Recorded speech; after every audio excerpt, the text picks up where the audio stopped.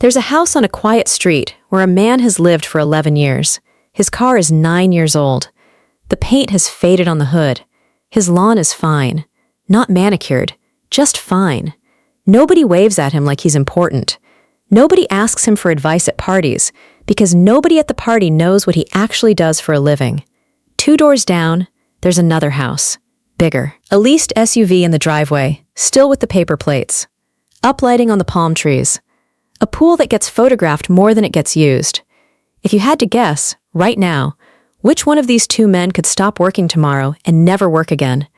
Which one would you pick? Most people would pick the house with the pool. Most people would be wrong. And here's the strange part.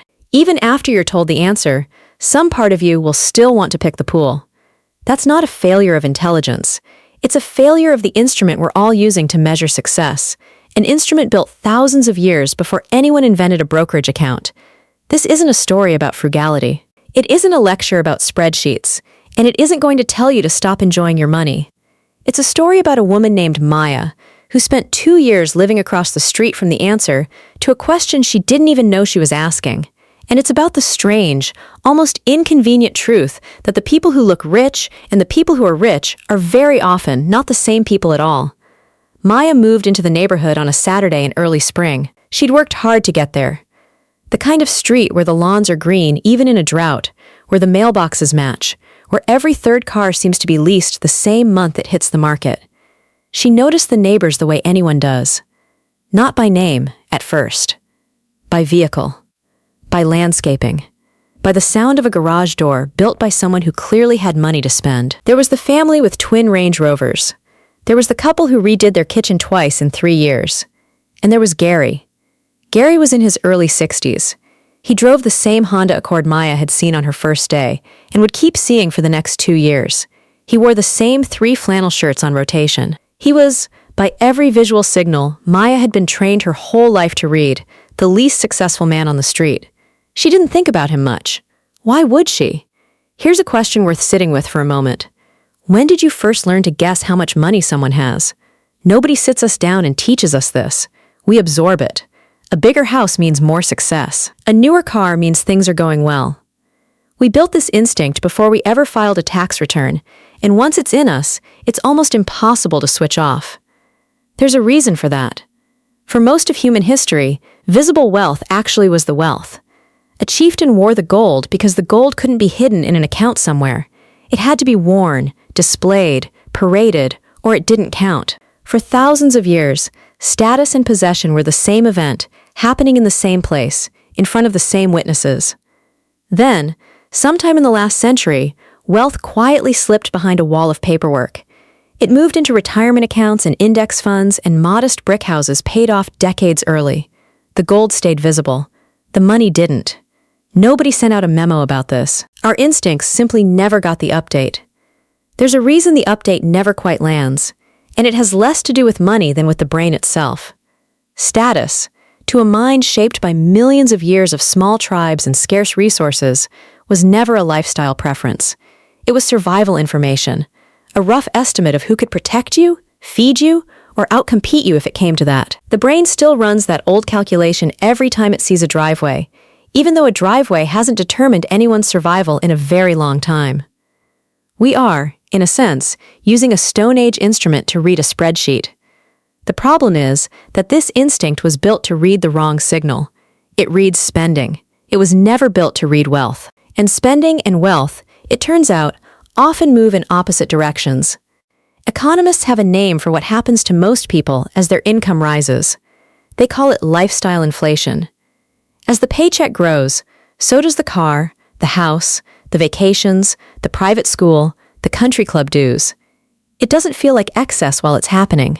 It feels like finally getting to live the way you always pictured. The trouble is that the gap between what comes in and what goes out, the only gap that actually builds wealth, never gets the chance to widen. It just moves up in scale. A bigger income supporting, a bigger outflow, running in place at a higher altitude. There's a version of this that shows up in a much more extreme form. Researchers who study lottery winners have found something almost hard to believe. A significant share of large jackpot winners are, within a handful of years, in roughly the same financial position they started in. Sometimes worse. It isn't because the money vanished into thin air. It's because a sudden windfall doesn't come with a new set of spending instincts. It just gives the old instincts more fuel. Gary's neighbors on the twin Range Rover side of the street were, by every appearance, winning. And by the only measurement that actually matters, the size of that gap. They may have been standing still. Maya didn't learn any of this the day she moved in. She learned it slowly, almost by accident, over a conversation that started with a leaking hose. It was Gary's hose, actually, split at the coupling, and Maya had a spare. Small thing. The kind of interaction that starts 100 friendships in 100 suburbs and usually goes nowhere interesting. Except Gary mentioned, almost in passing, that he hadn't worked in 4 years. Maya assumed disability. Or an inheritance. Or some stroke of luck she couldn't quite picture, because nothing about the Accord in the driveway or the flannel shirt suggested otherwise. I was a mechanical inspector, Gary told her. City job. Nothing glamorous. He'd retired at 58.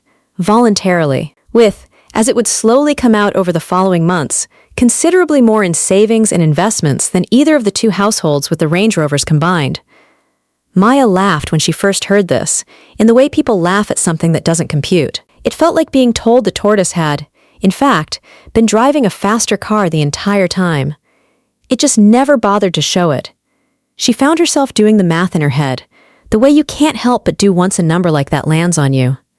A city inspector's salary was never enormous. It was steady, reliable, unremarkable in every year it was earned, and yet here he was. There's research that's followed this exact pattern for decades, across thousands of households, and it keeps landing on the same uncomfortable conclusion. A large share of the people with the highest net worth in America don't work in glamorous, high-visibility careers, and they don't live in the neighborhoods you'd expect to find them in. They tend to drive older cars. They tend to live in the same modest house for 20 or 30 years. The wealth was never hiding from anyone. It just never needed an audience in the first place. So what was Gary actually doing differently? Not extreme frugality. He wasn't clipping coupons or refusing to enjoy his life. He took one real vacation a year, ate out on Fridays, had a boat he genuinely used. This isn't a story about deprivation. The difference was quieter than that, and much harder to see from the street. For 31 years, a fixed percentage of every paycheck Gary earned went somewhere before he ever touched it. Not into a new car. Into an index fund, automatically, the same week the deposit hit his account. He never saw the money long enough to decide whether he deserved to spend it. It's a small mechanical trick, and it works precisely because it removes willpower from the equation. Gary wasn't more disciplined than his neighbors on any given Tuesday. He had simply built a system that didn't require him to be disciplined at all. This matters more than it sounds like it should. Behavioral economists have spent decades studying why people who genuinely intend to save money so often fail to. The answer isn't laziness. It's that willpower is an unreliable resource. It runs low by the end of a long day. It bends under a good sale. It loses to a friend's birthday dinner. A system removes the need for willpower altogether. Gary never had to decide, every 2 weeks for 3 decades, whether saving mattered more than spending. He decided once, and then let the decision run on its own. Meanwhile, across the street, decisions were being made in the opposite order. Spend first. Save whatever happens to be left. And for most families, on most months, in most years, what's left is close enough to nothing that it barely matters which number you write down. There's a phrase that shows up again and again in the language of personal finance, and it's usually said with a kind of solemn reverence: compound interest. But compound interest doesn't sound like much when you first meet it. In year 1, Gary's investments earned him barely enough to notice, a few $100s on top of what he'd contributed. If you'd shown him that number back in his early 30s, he might reasonably have wondered why he was bothering at all. This is the part almost nobody sees, because almost nobody sticks around long enough to see it. The first 10 years of compounding are almost embarrassingly unremarkable. The snowball rolls, and it grows, but slowly enough that patience runs out before momentum builds. There's an old story, probably more parable than history, about an emperor who was asked to reward the inventor of chess. The inventor asked for something that sounded almost comically modest: 1 grain of rice on the first square of the board, 2 on the second, 4 on the third, doubling each time. The emperor agreed instantly, thinking he'd gotten away cheap. By the 64th square, the number of grains exceeded anything the kingdom could produce in 1,000 years. Nobody notices the doubling in the first 10 squares. It looks like nothing. It's only near the end of the board that the curve turns violent. Money behaves the same way. It's only later, year 18, year 25, year 30, that the same rate of return, applied to the same money, starts adding more in a single year than it did across the entire first decade combined. Gary wasn't smarter than his neighbors. He wasn't luckier, particularly. He simply started the snowball rolling 3 decades before anyone on the street thought to ask him about it, and he never once stopped to check how big it had gotten, because checking wouldn't have changed anything about what happened next. Here's where the story could turn smug. It could turn into a lecture about how the people with the nice cars are foolish, and the people who drive old sedans are wise. That would be a tidy conclusion. It would also be dishonest. Not everyone with a leased SUV is one bad month from disaster. Not everyone with an old sedan is secretly wealthy. Some people spend more because they earn dramatically more. Some people save less because they're supporting parents or paying off a medical bill that had nothing to do with any decision they made. Wealth isn't purely a referendum on character. It's shaped by income, by opportunity, by the zip code someone was born into, by the century of headwinds or tailwinds their family happened to inherit. Gary himself would be the first to say this. He had a stable government job with a pension behind it, no student debt, and 2 working parents who never once needed his financial help. Not everyone starts that race from the same line, and pretending otherwise flattens something true about how wealth actually gets built or denied in this country. But within whatever starting position a person is dealt, the same quiet mechanism tends to hold. Visible spending and invisible saving pull in opposite directions. And the people who understand this, who understand it early, end up with something money can't easily buy back once it's gone: time. Choices. The ability to say no to a job, a boss, a life, without checking a bank balance first.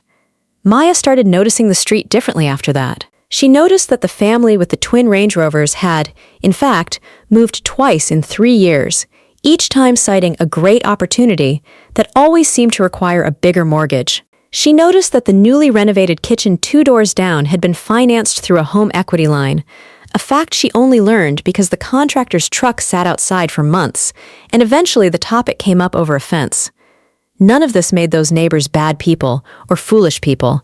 It just meant the visible parts of their lives were, in a strange way, the least informative parts. There's a woman 2 streets over.